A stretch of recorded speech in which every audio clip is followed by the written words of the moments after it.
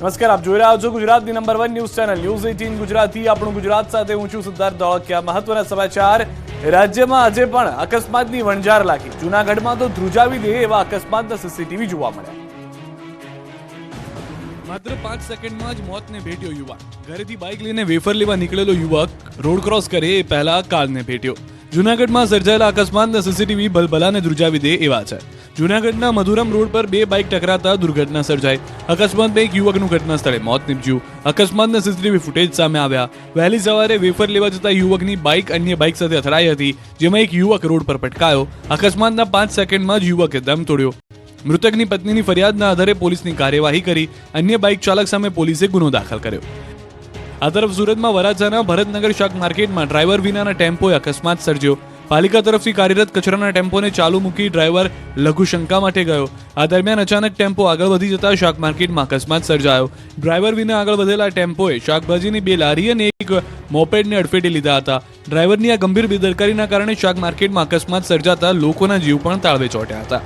સદનસીબે સ્થળ પર ઓછા લોકો હોવાથી મોટી દુર્ઘટના ટળી હતી। આ તરફ જેતપુરમાં જૂનાગઢ રોડ પર બાઇક અને કાર વચ્ચે અકસ્માત સર્જાયો, જેમાં 3 બાળકો સહિત 4 લોકો ઇજાગ્રસ્ત થયા। ઇજાગ્રસ્તોમાં એક 4 વર્ષીય બાળકની હાલત ગંભીર છે। બાઇક ચાલકની ટક્કર માર્યા બાદ કાર વીજપોલ સાથે અથડાઈ હતી। બીજી તરફ બનાવની જાણ થતાં જ પોલીસની ટીમ તાત્કાલિક ઘટના સ્થળે પહોંચીને તપાસ શરૂ કરી। સુરેન્દ્રનગરમાં કેટલાક લોકો માટે આજનો દિવસ ગોજારો સાબિત થયો। અલગ અલગ અકસ્માતમાં કુલ 6 લોકોના મોત।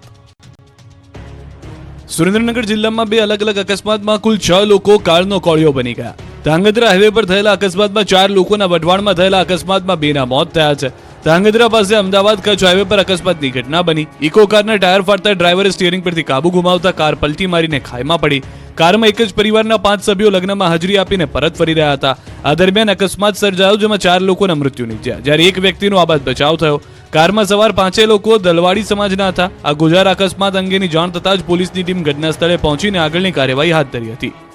તો આ તરફ વઢવાણ તાલુકાના કોઠારિયા ગામ પાસે ડમ્પર અને બાઇક વચ્ચે અકસ્માત, 2 યુવકના ઘટના સ્થળે જ મોત નીપજ્યા। તલસાણા ગામના યુવકો કોઠારિયા ગામે યોજાયેલા ડાયરામાં જઈ રહ્યા હતા, તે સમયે અકસ્માત થયો હતો। પૂરપાટ ચાલતા ડમ્પર ચાલકે બાઇકને અડફેટે લેતા બંને યુવકોના પ્રાણ પંખેરું ઉડી ગયા। વડોદરામાં કુકર બ્લાસ્ટ થતા 2 મહિલા દાઝી। પ્રચંડ બ્લાસ્ટથી આસપાસના રહીશોમાં પણ ફફડાટ। વડોદરાના નવાપુરામાં પ્રચંડ ધડાકા સાથે કુકરમાં વિસ્ફોટ થતા અફરાતફરી મચી ગઈ। નવાપુરા ખારવાવડ વિસ્તારમાં કુકર બ્લાસ્ટ થતા 2 મહિલાઓ દાઝી હતી। પ્રચંડ ધડાકા સાથે કુકરમાં વિસ્ફોટથી આસપાસના રહીશોમાં પણ ફફડાટ ફેલાઈ ગયો। કેટરિંગનો વ્યવસાય કરતી મહિલાના ઘરે કુકરમાં બ્લાસ્ટ થયો। અચાનક જ ધડાકાભેર કુકર ફાટતા 2 મહિલાઓને ઈજા પહોંચી। બંને દાઝેલી મહિલાઓને હોસ્પિટલ ખસેડાઈ। બીજી તરફ ફાયર બ્રિગેડને કોલ મળતા ફાયર ટીમ ઘટના સ્થળે પહોંચી હતી। કુકર ફાટ્યાનો વિસ્ફોટ એટલો પ્રચંડ હતો કે 1 કિલોમીટર સુધી અવાજ સંભળાયો હતો। ચોંકાવનારી વાત તો એ છે કે જ્યાં વિસ્ફોટ થયો ત્યાં ઘરની બહાર જ ગેસની સિલિન્ડર્સ પડ્યા હતા। જો સિલિન્ડર ફાટ્યા હોત તો મોટી દુર્ઘટના સર્જાવાની શક્યતાઓ હતી। ગુજરાતના ખેડૂતો માટે આનંદના સમાચાર। ડુંગળી નિકાસને આપવામાં આવી મંજૂરી। સરકારની એક જાહેરાતથી ડુંગળી પકવતા ખેડૂતોને થઈ ગયા ઘી કેળા। ડુંગળીની નિકાસબંધીને કારણે ખેડૂતો ચિંતામાં હતા અને સાથે જ ડુંગળીના ભાવ ન મળતા જગતનો તાત નિરાશ પણ હતો। પરંતુ આ નિરાશા વચ્ચે ખેડૂતો માટે સૌથી મોટા રાહતના સમાચાર આવ્યા। કેન્દ્ર સરકાર દ્વારા ડુંગળીની નિકાસને મંજૂરી આપવામાં આવી। અમિત શાહની અધ્યક્ષતાવાળી કમિટી ઓફ મિનિસ્ટર દ્વારા ડુંગળીની નિકાસને મંજૂરી અપાઈ। ગુજરાત અને મહારાષ્ટ્રમાં ડુંગળીનો પાક મોટા પ્રમાણમાં થવાથી અને સ્થાનિક માર્કેટમાં ડુંગળીના ભાવ કાબૂમાં રહે તે માટે ડુંગળીની નિકાસ પર પ્રતિબંધ લાદવામાં આવ્યો હતો। કેન્દ્રીય મંત્રી ડોક્ટર મનસુખ માંડવિયાએ ડુંગળીના ઉત્પાદન અને ઉત્પાદન કોસ્ટ, ડુંગળીની ઉપલબ્ધતા અને ખેડૂતને પોષણક્ષમ ભાવ મળે તે અંગે કેન્દ્રીય ગૃહમંત્રી અમિત શાહ સાથે મીટિંગ યોજી હતી અને અમિત શાહે કમિટી ઓફ મિનિસ્ટર બોલાવી 3 લાખ મેટ્રિક ટન ડુંગળી નિકાસને મંજૂરી આપી દીધી। મહત્વનું છે કે ગત વર્ષે ડુંગળીના ભાવમાં અચાનક તેજી આવી હતી। ડુંગળીના ભાવ એટલી હદે વધ્યા હતા કે લોકો માટે ડુંગળી ખરીદવી મોંઘી બની ગઈ હતી। ડુંગળીના ભાવ આસમાને ગયા હતા, જેને પગલે ડુંગળીના નિકાસ પર પ્રતિબંધ મૂકવામાં આવ્યો હતો। આ પ્રતિબંધથી ડુંગળીના ભાવ અંકુશમાં આવ્યા હતા। જો કે છેલ્લા કેટલાક સમયથી ખેડૂતોને ડુંગળીના પોષણક્ષમ ભાવ નથી મળી રહ્યા, જેના કારણે ખેડૂતોએ વિરોધ દર્શાવવાનું શરૂ કર્યું હતું। સુરતમાં લીંબુ અને લસણના આસમાને પહોંચેલા ભાવ લોકોને રડાવી રહ્યા છે। વાતાવરણ બદલાયા, પાક પર મિથાઈ માઠી અસર। ઉનાળાની શરૂઆત પહેલા જ શાકભાજીના ભાવમાં વધારો શરૂ થતા ગૃહિણીઓનું બજેટ ખોરવાઈ ગયું. રોજબરોજ વપરાતા લીંબુ અને લસણના ભાવ આસમાને પહોંચતા ગૃહિણીઓ મુશ્કેલીમાં મુકાઈ. હજુ તો શિયાળાએ વિદાય પણ નથી લીધી ત્યાં શાકભાજીના ભાવમાં ભડકો થયો. એક તરફ લીંબુની માંગમાં વધારો થયો, બીજી તરફ આવકમાં ધરખમ ઘટાડો થયો. આમ તો આ સમયે લીંબુ દક્ષિણ ભારતના વિવિધ રાજ્યોમાંથી આવે છે, પરંતુ થોડા સમય પહેલા દક્ષિણ ભારતમાં પડેલા માવઠાને કારણે લીંબુડી પર ઉગેલા ફૂલ ખરી પડવાના લીધે લીંબુના પાકને મોટા પાયે નુકસાન થયું હતું. આ કારણે હાલ દક્ષિણ ભારતના રાજ્યોમાંથી લીંબુની આવક ન થવાના કારણે સુરતના બજારમાં લીંબુની શોર્ટેજ જોવા મળી. ડિમાન્ડની સામે સપ્લાય ઓછી થવાને કારણે પણ લીંબુના ભાવમાં વધારો જોવા મળી રહ્યો છે. હાલમાં રાજ્યમાં માત્ર મહારાષ્ટ્રથી જ લીંબુની આવક થતી હોવાથી લીંબુના ભાવ આસમાને પહોંચ્યા. માંગ સામે આ વખતે લીંબુની આવક ઓછી હોવાથી હોલસેલ બજારમાં લીંબુના ભાવ 100 થી 150 રૂપિયા સુધી પહોંચી ગયા. આ તરફ લસણના ભાવમાં પણ વધારો થતા ગૃહિણીઓ પણ સમસ્યામાં મુકાઈ છે. વારંવાર બદલાતા વાતાવરણને કારણે લસણના પાક પર વિપરીત અસર થઈ રહી છે. અધૂરામાં પૂરું ખેડૂતોને સંતોષકારક ભાવ નથી મળી રહ્યા. અનેક ખેડૂતોએ લસણનું પાક લેવાનું ટાળ્યું હોવાથી આ વર્ષે લસણની આવક પણ ઓછી નોંધાઈ છે. આ વખતના ઉનાળામાં પાણીની તંગી નહીં પડે. સરદાર સરોવર ડેમમાંથી પીવાનું અને સિંચાઈનું પાણી મળી રહેશે. ધૂમધકતા તાપમાં આ વખતે પણ ગુજરાત નહીં રહે તરસ્યું, કેમ કે સરદાર સરોવર ડેમ હજુ પણ 64% ભરાયેલો છે. આપણે વાત સાંભળતા આવ્યા છીએ કે નદીઓ લોકો માટે જીવાદોરી હોય છે. સરદાર સરોવર ડેમ રાજ્યના લોકો માટે પણ જીવાદોરીથી કમ નથી. આ વખતે આકરો ઉનાળો હશે તો પણ ગુજરાતવાસીઓ પાણી વગર તરસ્યા નહીં રહે. સરદાર સરોવર ડેમ હજુ પણ 64% ભરાયેલો છે. આ વખતે સૂર્યનારાયણ ગમે તેટલા તપશે પણ ગુજરાતવાસીઓને પાણીની તંગી નહીં પડે, કેમ કે સરદાર સરોવર ડેમમાં પુષ્કળ પાણી છે. હાલ પણ નર્મદા ડેમની સપાટી 129.85 મીટર નોંધાઈ છે. તેમજ ઉપરવાસમાંથી પાવર હાઉસ ચાલતા 13,779 ક્યુસેક પાણીની આવક થઈ રહી છે.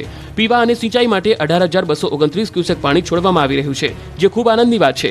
ઉનાળો શરૂ થતાં જે રીતે પાણીની રામાયણ સર્જાય છે તે આ વખતે નહીં થાય. સામાન્ય રીતે ઉનાળામાં પણ રાજ્યના લોકોને પાણી માટે વલખા મારવા પડી શકે છે, પરંતુ નર્મદાને કારણે આકરા ઉનાળામાં પણ ગુજરાતવાસીઓને પીવા અને સિંચાઈનું પાણી મળી રહેશે. અમદાવાદથી મોટા સમાચાર. શાહ આલમ દરગાહ પાછળ જમીનને લઈને ફાયરિંગની ઘટના બની છે. બે ભાઈઓ વચ્ચે જમીનને લઈને ઝઘડો થયો. કાઉન્સિલર તસ્લીમ આલમનો ભાઈ લકી આલમે કર્યું ફાયરિંગ. 3 થી 4 રાઉન્ડ ફાયરિંગ કરાયું.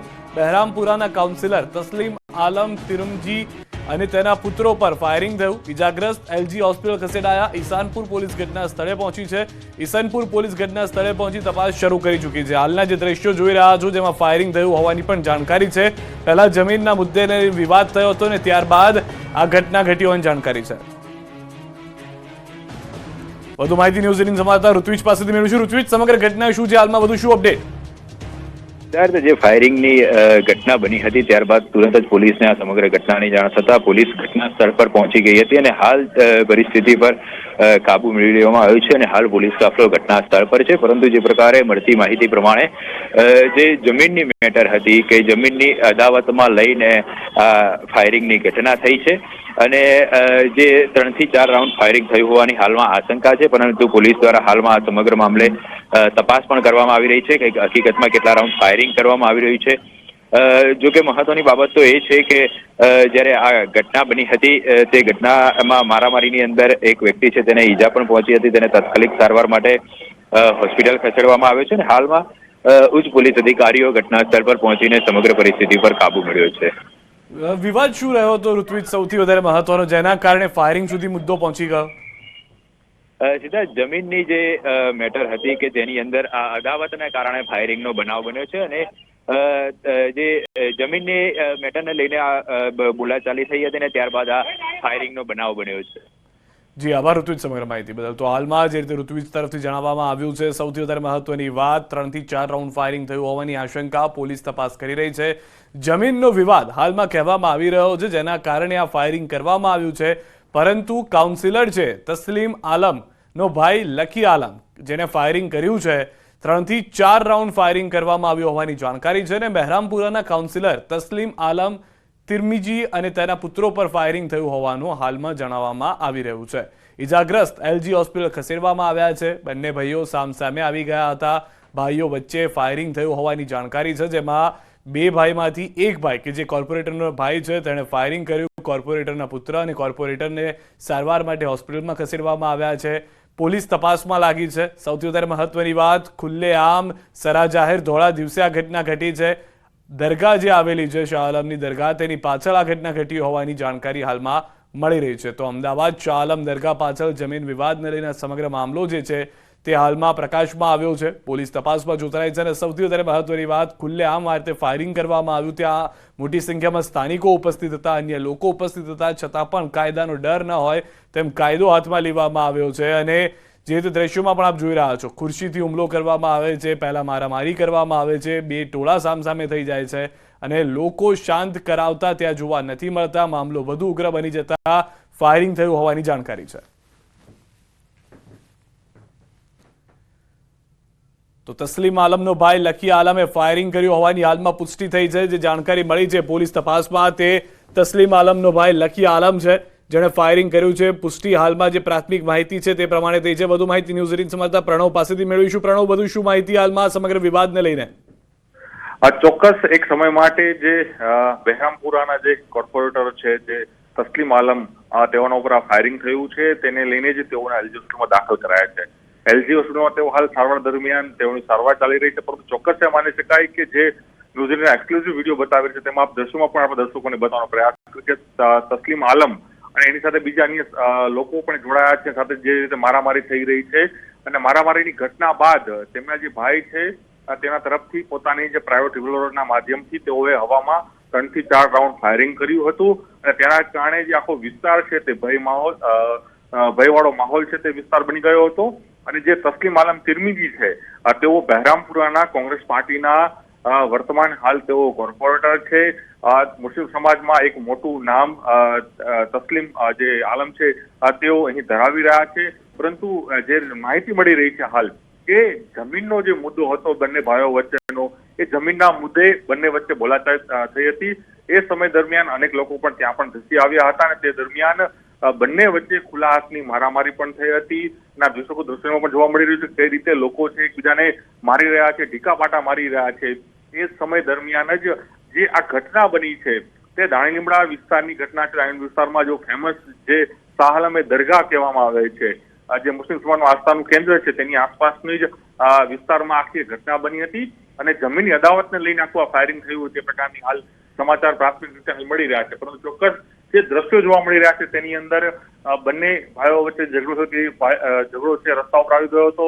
મારામારીના દ્રશ્યો જોવા મળી રહ્યા છે, એકબીજા મારી રહ્યા છે અને એક સમયે ગુસ્સામાં આવીને કહેવામાં આવી રહ્યું છે, જે પોલીસને હાલ તપાસમાં આવી રહ્યું છે કે તસ્લીમ આલમના જે ભાઈ છે તેના થકી જે લકી આલમ છે તેના તરફથી હવામાં 3 થી 4 રાઉન્ડ ફાયરિંગ કરવામાં આવ્યું. પરંતુ એ સમયે આખો જે માહોલ છે તે ભયનો માહોલ છે. પરંતુ હાલ સમગ્ર સ્થિતિ પર પોલીસનો કંટ્રોલ છે. પોલીસે એલજી હોસ્પિટલમાં જે તસ્લીમ આલમ છે તેના પુત્ર બંને લોકો દાખલ પણ થઈ ગયા છે અને ત્યારબાદ હવે વધુ તપાસ છે ઈસનપુર પોલીસ સ્ટેશન હાલ અહીં કરી રહી છે. આભાર પ્રણવ સમગ્ર માહિતી બદલ.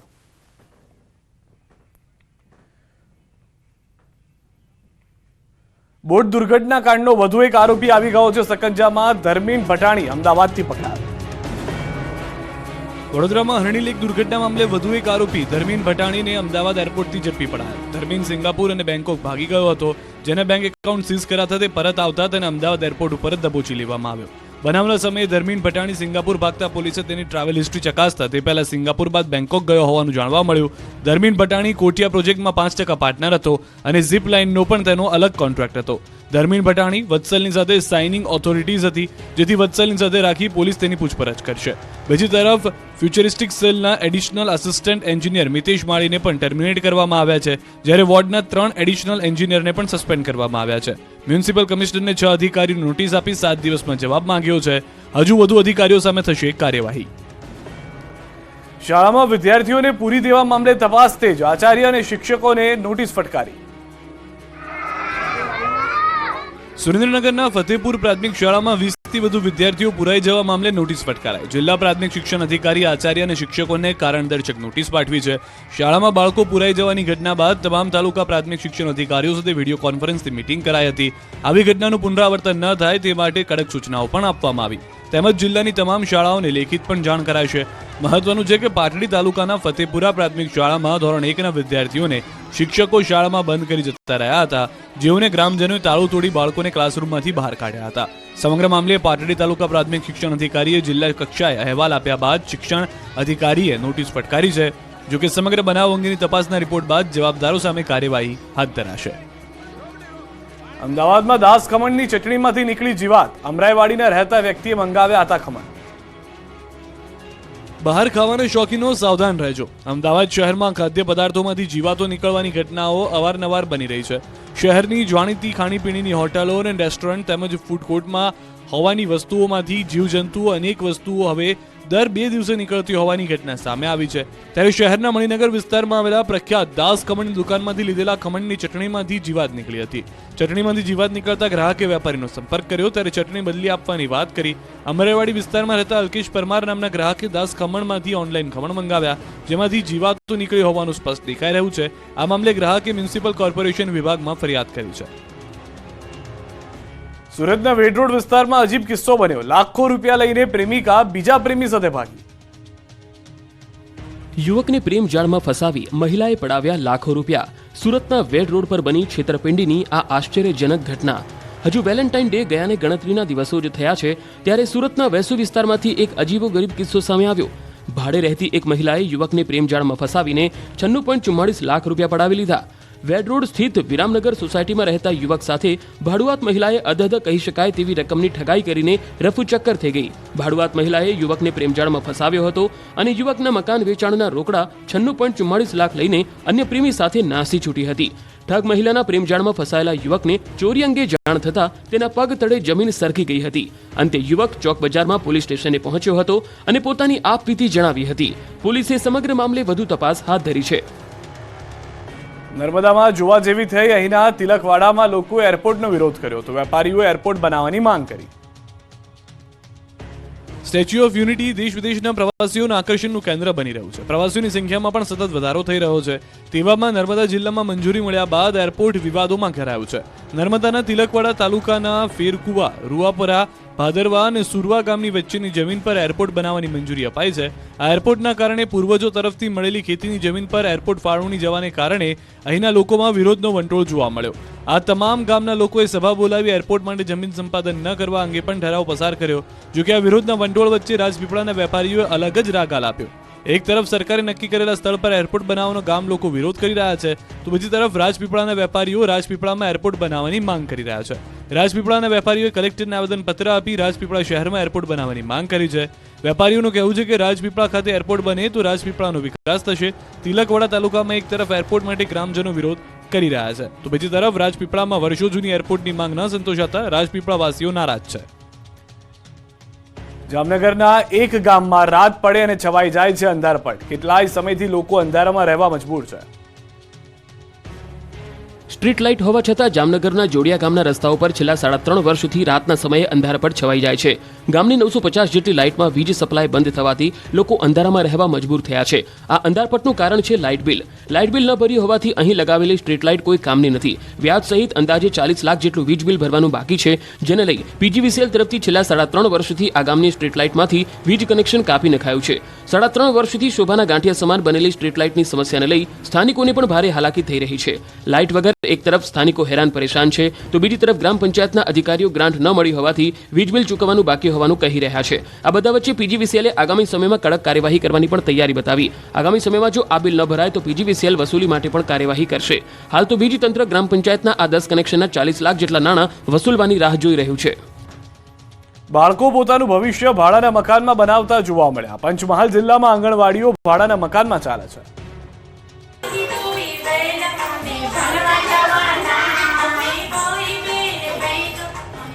પંચમહાલ જિલ્લામાં હાલ 2000 આંગણવાડી કાર્યરત છે, જેમાં હજારો બાળકો અભ્યાસ કરી રહ્યા છે. પરંતુ જાણીને ચોંકી જશો કે જિલ્લાની કેટલીક આંગણવાડી આજે પણ ભાડાના મકાનમાં કાર્યરત છે.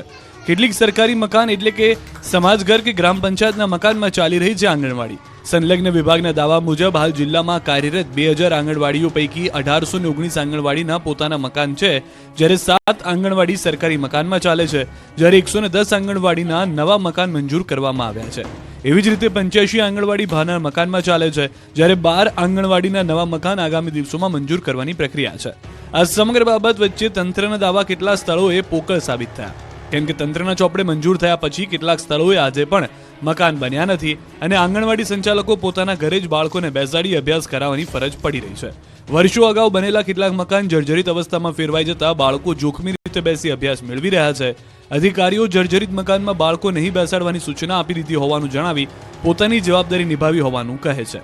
પરંતુ વાલીઓ પોતાના ભૂલકાઓને જીવના જોખમે આંગણવાડીઓ મોકલવા તૈયાર નથી. સરકાર દ્વારા આ પ્રકારની આંગણવાડી માટે તાત્કાલિક ધોરણે મકાન બનાવવામાં આવે તેવી માંગણી ઉગ્ર બની છે. ગોધરાના ગામની શાળા શું રામ ભરોસે ચાલી રહી છે? અહીં આવતા શિક્ષકો જાણે કે સંગીત ખુરશી રમી રહ્યા છે. ગોધરાના હમીરપુરમાં સરકારી પ્રાથમિક શાળામાં ભણતા બાળકનું ભવિષ્ય જોખમાઈ રહ્યું છે. હમીરપુરમાં સરકારી શાળામાં 50થી વધુ વિદ્યાર્થીઓ અભ્યાસ કરી રહ્યા છે. પહેલા આ શાળામાં 2 શિક્ષકો હતા, પરંતુ એક શિક્ષક ગત માસમાં નિવૃત્ત થતા શાળામાં એકમાત્ર શિક્ષક ફરજ બજાવતા હતા. જ્યારે એક શિક્ષકની તબિયત નાદુરસ્ત થતા તેઓ હાલ રજા પર છે, જેથી બાળકોના અભ્યાસ પર આની અસર પડી રહી છે. હાલ શાળામાં કોઈ શિક્ષક ન હોવાથી ગ્રામજનો કાયમી શિક્ષકની માંગ કરી રહ્યા છે. આ શાળામાં અગાઉ 2 શિક્ષક ફરજ બજાવતા હતા, જે પૈકી એક શિક્ષિકા ગત મે માસમાં વય નિવૃત્ત થતા શાળામાં એક જ શિક્ષક વિદ્યાર્થીઓને અભ્યાસ કરાવતા હતા, પરંતુ તેઓની તબિયત નાદુરસ્ત થતા હાલ તેઓ રજા ઉપર છે. જેથી હાલ શાળામાં શિક્ષણ વિભાગ દ્વારા વૈકલ્પિક શિક્ષકની વ્યવસ્થા કરી શિક્ષણ કાર્ય ચલાવવામાં આવી રહ્યું છે.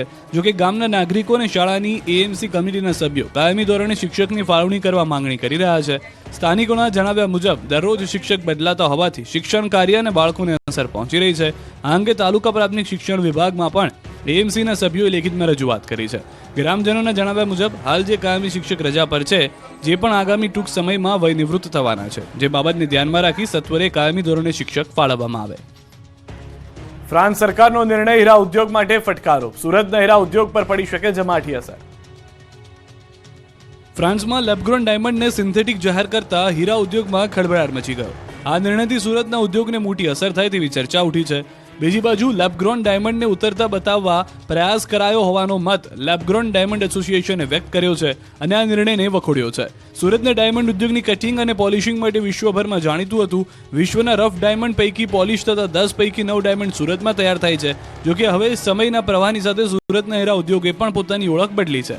સુરતનો ડાયમંડ ઉદ્યોગ વિદેશથી આવતા રફ ડાયમંડ ઉપર આધારિત હતો, પરંતુ હવે લેબગ્રોન ડાયમંડ આવવાથી વિદેશી ઉપરની નિર્ભરતા ધીરે ધીરે ઓછી થઈ રહી છે. તો બીજી તરફ ફ્રાન્સ સરકારે લેબગ્રોન ડાયમંડને સિન્થેટિક જાહેર કર્યો, જેને પગલે ફ્રાન્સમાં હવે કુદરતી ડાયમંડનું માર્કેટ જળવાશે અને લેબગ્રોનનું માર્કેટ ડાઉન થશે, જેની સુરતના હીરા ઉદ્યોગ પર પણ અસર થશે. જાણકારોના કહેવા મુજબ ફ્રાન્સે આ પ્રકારના નિર્ણય કરી લેબગ્રોન ડાયમંડને ડાઉન કરવા અને નેચરલ ડાયમંડનું સ્થાનિક માર્કેટ જાળવવા પ્રયાસ કર્યો છે. તરફ વાળીનાથ પ્રાણ પ્રતિષ્ઠા મહોત્સવના 3જા દિવસે ભક્તિમય માહોલ. અતિરુદ્ર યજ્ઞમાં 51 લાખ આહુતિ. મહેસાણા જિલ્લાના વિસનગરમાં આવેલા તરબમાં વાળીનાથ પ્રાણ પ્રતિષ્ઠા મહોત્સવમાં મોટી સંખ્યામાં શ્રદ્ધાળુ ઉમટી રહ્યા છે. વાળીનાથ મહાદેવ મંદિર પ્રાણ પ્રતિષ્ઠા મહોત્સવના 3જા દિવસે અતિરુદ્ર યજ્ઞ શરૂ થયો. 22મી ફેબ્રુઆરી સુધી ચાલનારા આ યજ્ઞમાં 15,000 યજમાનો જોડાયા. 5 દિવસમાં 51 લાખથી વધુ આહુતિઓ આપશે. આ દરમિયાન નહીં આવતા ભક્તો માટે પણ તમામ વ્યવસ્થા કરવામાં આવી છે. ભક્તો ભોજન લઈ શકે તે માટે 6 ડોમ તૈયાર કરાયા. યજમાનો માટે અને ભક્તો માટે ડોમ પણ તૈયાર કરાયા છે. 1.5 લાખ ભક્તો ભોજન લઈ શકે તેવી તૈયારીઓ કરાઈ છે. આ મહોત્સવમાં 1500થી વધુ સ્વયંસેવકો ખડેપગે સેવા આપી રહ્યા છે. મહોત્સવ દરમિયાન તરબ વાળીનાથ ધામના ગાદીપતિ જયરાજગીરી બાપુની રજત અને સાકર તુલા કરાઈ હતી. રજત તુલામાં આવેલી 91 કિલો ચાંદી બાળકીઓના અભ્યાસ અને પોષણ પાછળ ખર્ચાશે. અમદાવાદમાં શરૂ થયો સ્માર્ટ પાર્કિંગનો પાયલટ પ્રોજેક્ટ. સેન્સરથી ગાડી લોક થશે, સ્કેનરથી ખુલશે. અમદાવાદમાં આડેધડ પાર્કિંગને રોકવા મહાનગરપાલિકાએ નવતર પ્રયોગ હાથ ધર્યો, જેમાં સિંધુ ભવન રોડ પર આવેલા ગોટીલા ગાર્ડન પાસે સ્માર્ટ પાર્કિંગ ઊભા કરવામાં આવ્યા. આ પાયલોટ પ્રોજેક્ટ હેઠળ 5 કાર માટે સ્માર્ટ પાર્કિંગ બનાવવામાં આવ્યા, જેમાં સ્માર્ટ પાર્કિંગમાં પાર્ક કરેલી કાર પાસેથી 4 મિનિટ સુધી પાર્કિંગનો કોઈ ચાર્જ વસૂલવામાં નહીં આવે, જે બાદ નિયત કરેલ રકમ કાર ચાલકે ભરવી પડશે. અમદાવાદમાં નિયત કરવામાં આવેલા કાર પાર્કિંગના સ્થળ પર ખાસ સેન્સર સાથેનો પ્રોજેક્ટ ઇન્સ્ટોલ કરવામાં આવશે. કાર ચાલક જ્યારે ગાડી પાર્ક કરે ત્યારે ફરજિયાત ગાડીને સેન્સર પર લઈ જઈને ગાડી પાર્ક કરવાની રહેશે. 5 મિનિટ બાદ પાર્ક કરેલી ગાડીની નીચેનું સેન્સર અપ થઈ જશે અને ગાડીનું એક વ્હીલ લોક થઈ જશે. ત્યારબાદ કાર ચાલકે ગાડી પાર્કિંગમાંથી બહાર કાઢવા માટે પાર્કિંગ સ્લોટ પર રહેલું સ્કેનર સ્કેન કરવાનું રહેશે અને જેટલો સમય ગાડી પાર્કિંગમાં રાખી હશે તેટલું પેમેન્ટ ઓનલાઈન કરવાનું રહેશે. આમ કોન્ટેક્ટ લેન્સ પેમેન્ટની વ્યવસ્થા સ્માર્ટ પાર્કિંગ સિસ્ટમમાં કરવામાં આવી છે. હાલમાં સિંધુ ભવન પર આવેલા ગોધીલા ગાર્ડન બહાર પાયલોટ પ્રોજેક્ટ શરૂ કરવામાં આવ્યો છે, પરંતુ આવનાર દિવસોમાં 50 જેટલી જગ્યાઓ પર સ્માર્ટ પાર્કિંગની વ્યવસ્થા જોવા મળશે. વલસાડમાં રામાયણ પર અનોખી પરીક્ષાનું આયોજન. 7,000થી વધુ બાળકોએ લીધો ભાગ. અયોધ્યામાં ભગવાન શ્રી રામ મંદિરના પ્રાણ પ્રતિષ્ઠા બાદ દેશભરમાં રામાયણ અને રામમય માહોલ સર્જાયો છે. ત્યારે વલસાડ જિલ્લામાં રામાયણ પર અનોખી પરીક્ષા યોજાઈ હતી. બાળકોમાં સંસ્કારનું સિંચન કરવા હેતુથી વલસાડમાં રામાયણના બાળકાંડ વિશે અનોખી પરીક્ષા યોજાઈ. આ પરીક્ષામાં ધોરણ 4 થી 9ના 7,000થી વધુ વિદ્યાર્થીઓએ ભાગ લીધો.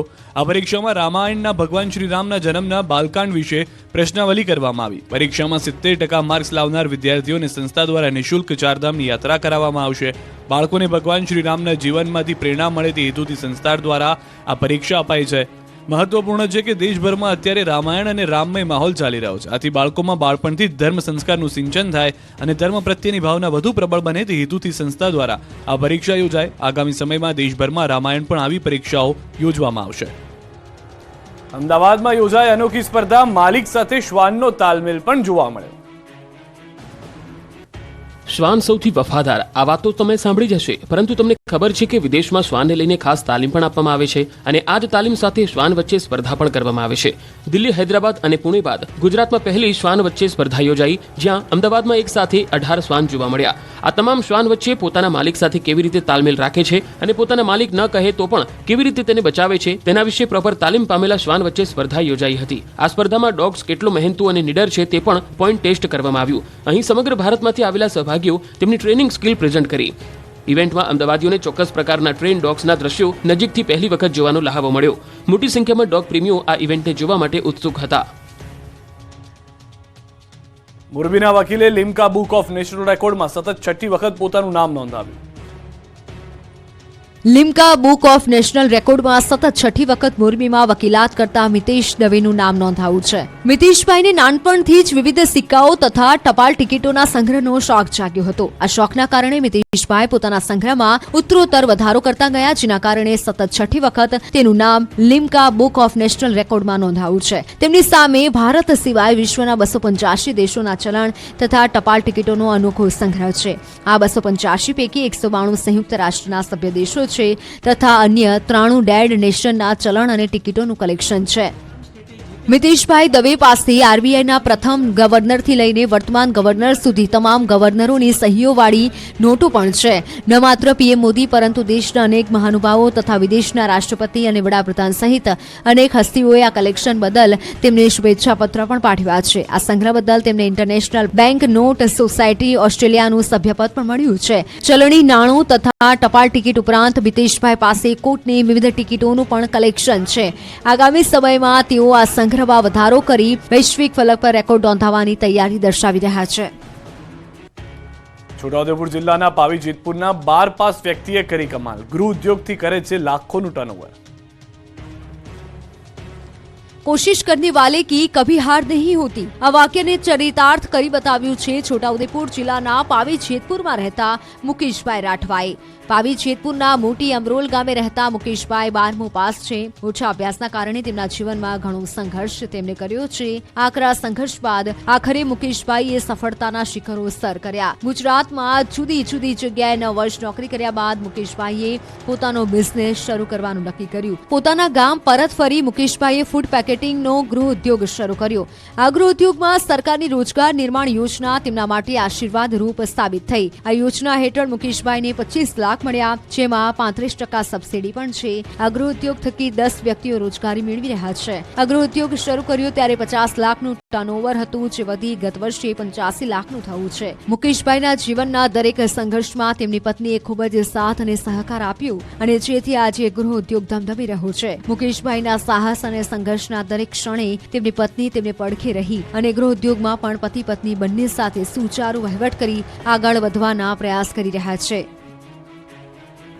અમદાવાદમાં એન્જિનિયરિંગ કોલેજના વિદ્યાર્થીઓ એક ખાસ ડિવાઇસ તૈયાર કર્યું. ભૂકંપ, આગ જેવી આફતોનું એલર્ટ આપશે. ભૂકંપ કે આગ, અકસ્માત જેવી કોઈ પણ આફત આવવાની હોય અને તે પહેલા જ આપણને એલર્ટ મળી જાય તો હજારો લોકો, લાખો લોકોની જિંદગી બચી જાય તેવી શક્યતા છે. આવું જ કોઈક એલર્ટ આપતું કમાલનું ડિવાઇસ ગવર્મેન્ટ પોલિટેકનિકના એન્જિનિયરિંગના વિદ્યાર્થીઓએ બનાવ્યું છે.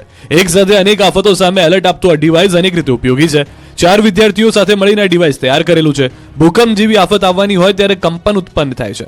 નજીવા વાઇબ્રેશનનું પણ આ ડિવાઇસમાં લાગેલું સેન્સર એલર્ટ આપે છે. જ્યારે પણ કોઈ ભૂકંપ આવવાનો હોય ત્યારે સૌપ્રથમ નજીવું કંપન આવે છે અને ધીરે ધીરે તેની તીવ્રતા વધે છે. આ ડિવાઇસમાં લાગેલા સેન્સરથી સામાન્ય કંપન પરથી જ એલર્ટ મળી જશે, જેથી કરીને અગમચેતીના ભાગરૂપે જે તે બિલ્ડિંગમાં લોકોને ખસેડી શકાય. આવી જ રીતે આ ડિવાઇસ આગ અકસ્માતમાં પણ કામ લાગે છે. ફાયર જેવી કોઈ પણ પ્રકારની આફતને પણ આ ડિવાઇસમાં લાગેલું સેન્સર ડિટેક્ટ કરી લે છે, જેથી કરીને મોટી આગ અકસ્માતની હોનારતથી લોકોને બચાવી શકાય એમ છે. મહત્વની ખાસિયત એ છે કે આ ડિવાઇસ મોબાઈલ સાથે પણ કનેક્ટ કરી શકાય છે, જેથી કરીને કોઈ પણ પ્રકારની આફતનું એલર્ટ જે તે વ્યક્તિના મોબાઈલ પર પણ મળી શકે છે.